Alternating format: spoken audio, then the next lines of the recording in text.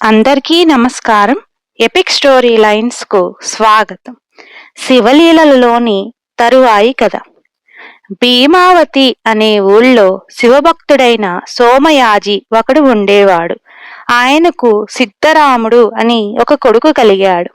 ఆ కుర్రవాడి 7వ ఏట సోమయాజి మరణించాడు. తండ్రి లేని ఆ ఏకైక పుత్రుడిని తల్లి ఎంతో శ్రద్ధగా పెంచుతూ వచ్చింది. దీపావళి ఇంకా కొన్ని రోజులు ఉందనగా ఒకనాడు రాముడు తన 7 కుర్రవాళ్లతో పాటు సమిదలు ఆకులు తీసుకురావడానికి వనానికి వెళ్ళాడు. అక్కడ పిల్లలందరూ ఒక మర్రి చెట్టు కింద కూర్చొని కబుర్లు చెప్పుకోసాగారు. వచ్చే దీపావళికి మా అక్కను బావను తెస్తాం. పండుగకు మా ఇంట్లో అప్పాలు చేసుకుంటాం, అరిసెలు చేసుకుంటాం, కజ్జికాయలు చేసుకుంటాం, గారెలు వండుకుంటాం, మా అక్కకు బావకు బట్టలు పెడతాం. ఈ విధంగా కుర్రవాళ్ళందరూ రకరకాలుగా చెప్పుకుంటున్నారు. ఆ మాటలు విని రాముడు, నేను కూడా పండుగకు మా అక్కను బావను తెస్తాను, మా ఇంట్లో పాయసం వండుకుంటాం, మా అక్కకు బావకు సన్నని బట్టలు పెడతాను అన్నాడు. ఈ మాటలకు పిల్లలందరూ వెటకారంగా నవ్వి, నీకు మొదలు అక్కే లేదు కదా, బావ ఎలా ఉంటాడురా, మా దగ్గరే దంబాలు పలుకుతున్నావా, చెప్పు నీ అక్క ఎవరు, పేరేమిటి, మీ బావ పేరేమిటి, ఆయన ఎక్కడ ఉంటాడు, ఏం చేస్తాడు, ఏం చదువుకున్నాడు, వాళ్ళకెంతమంది పిల్లలు అని సిద్ధరాముడి మీద ప్రశ్నల వర్షం కురిపించారు. వారి ప్రశ్నలకు సమాధానం చెప్పలేక అవమానంతో ఏడుస్తూ రాముడు ఇంటికి తిరిగి వచ్చాడు. కొడుకు ఏడుస్తూ రావడం చూసి తల్లి వాణ్ణి దగ్గరికి తీసి కన్నీరు తుడుస్తూ, ఏం నాయనా, పడ్డావా, దెబ్బ తగిలిందా, ఎవరన్నా కుట్టారా, ఏం జరిగింది బాబు అని అడిగింది. రాముడు తల్లికి తన తోటి పిల్లలు చేసిన ఎగతాళి గురించి చెప్పాడు. అంతా విని తల్లి, వాళ్ళ మాటలకేమ్రా, మీ అక్క పేరు భ్రమరాంబ, మీ బావ పేరు మల్లన్న, వాళ్ళు శ్రీశైల పర్వతం మీద ఉంటారు, వాళ్ళు అష్ట ఐశ్వర్యాలు కలవాళ్ళు, గణపతి కుమారస్వామి అని వారికి 2 కొడుకులు ఉన్నారు, మీ బావ సర్వేశ్వరుడు, లోకాలన్నీ ఆయన చెప్పినట్టు నడుచుకుంటాయి, నీ బావ లాంటి బావ ప్రపంచంలో ఎవరికీ లేడురా అన్నది. ఆ మాటలు విని రాముడు పొంగిపోయి, అయితే వచ్చే దీపావళికి వాళ్ళను తీసుకువద్దామమ్మా, అందరి అక్కలు బావలు పండక్కు వస్తున్నారట, మనం కూడా నా అక్కను బావను ఎప్పుడూ తీసుకురాలేదు, ఈసారైనా తీసుకువద్దాం అన్నాడు.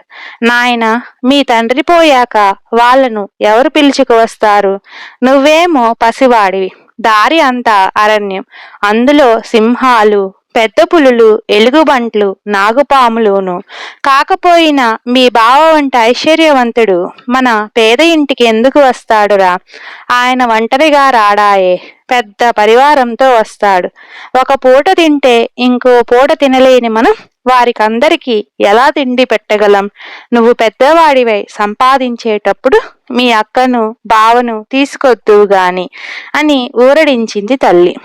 రాముడు అప్పటికేమీ అనక మర్నాడు తూర్పు తెల్లవారక ముందే లేచి తల్లికి చెప్పకుండా ఇంటి నుంచి బయలుదేరి కనిపించిన వారినందరినీ శ్రీశైలానికి దారి అడుగుతూ క్రూర మృగాలను లక్ష్య పెట్టక అరణ్యాల గుండా నడిచి చివరకు శ్రీశైలం చేరాడు. అక్కడ ఎన్నో తీర్థాలు, ఆలయాలు ఉన్నాయి.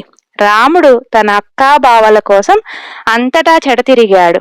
మల్లికార్జునుడు ఎక్కడ ఉంటాడు అని ఎవరినో అడిగితే వాళ్ళు రాముడికి దేవాలయం చూపారు. అందులోకి వెళ్లి చూస్తే లింగం తప్ప ఏమీ లేదు. అప్పటికే రాముడు చాలా అలసిపోయి ఉన్నాడు. వాడు ఆ లింగానికి ఎదురుగా కూర్చొని, బావా, నిన్ను అక్కను దీపావళికి తీసుకుపోదామని ఎవరితోనూ చెప్పకుండా బయలుదేరి చాలా శ్రమపడి వచ్చాను. మా ఊళ్ళో అందరి అక్కలు బావలు పండగకు వస్తున్నారు. మా అమ్మ మీ ఇద్దరిని చూడడానికి 1000 కళ్ళతో ఎదురు చూస్తూ ఉన్నది. ఇన్నాళ్ళు పిలవలేదని అలిగి కనబడకుండా ఉన్నావా? నువ్వు ఎంత ధనికుడు అయితే మాత్రం బంధుత్వం పోతుందా? మేము పేదవాళ్ళం అనుకోమాక మా ఇంటికి రా, నిన్ను తీసుకుపోకుండా నేను తిరిగిపోను అన్నాడు. రాముడి వేడుకోలు అరణ్యరోదనమైంది. వాడు తన అక్కకు కూడా ఇదే విధంగా బ్రతిమలాడుకున్నాడు. కాని లాభం లేకపోయింది. భరించరాని నిరాశతో రాముడు ఆత్మహత్య చేసుకోవడానికి నిశ్చయించుకున్నాడు. అక్కను బావను తీసుకువస్తానని ప్రగల్భాలు పలికి తీసుకురాలేకపోతే తోటి వాళ్ళ దగ్గర ఎంత అవమానం! ఆ అవమానం భరించే కన్నా చావటమే మేలు. ఆ చచ్చేది అక్కా బావులున్న చోట చస్తే ఆ మాట వారికే వస్తుంది.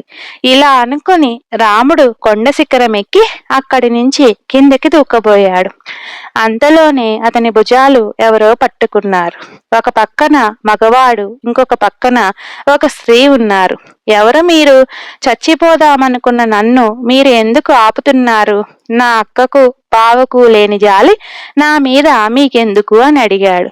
అప్పుడు ఆ స్త్రీ, మేం పరాయి వాళ్ళం కాదు తమ్ముడు, నేను మీ అక్కను, భ్రమరాంబను. ఈయన మీ బావగారు. మమ్మల్ని ఎప్పుడూ చూసి ఎరగవు, అందుచేత గుర్తుపట్టలేకపోయావు.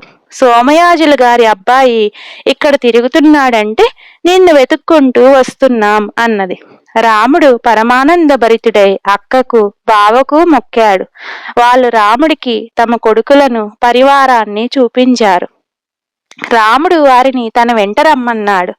ఈ లోపల రాముడు తల్లి కొడుకును కానక ఏమైపోయినాడో అని తల్లడిల్లిపోయింది. తన మాటల నిజమని నమ్మి కుర్రవాడు శ్రీశైలం పోయి ఉంటాడనుకొని ఆమె అమితంగా భయపడింది.